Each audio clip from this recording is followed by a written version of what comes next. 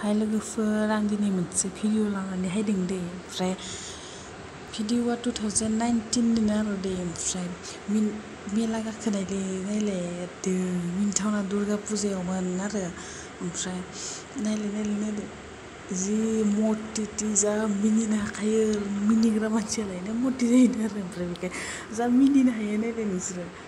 आयु गुरजिजिनो जा मिनिथावना नायलाय मिनिना नुनानै मिनिनो ओंखारखांलायबाय आंबो।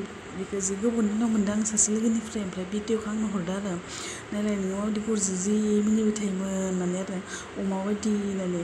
ओमफ्राय दायो आरो बिनिस्रायबो बांसिन मति जाबाय आरो दे। मिनिथावना नायलाय आयु गुरजि गुरजा मा बुंसोनायबायबा आंबा नायलाय आयु हाथाय ओंखारलायदों।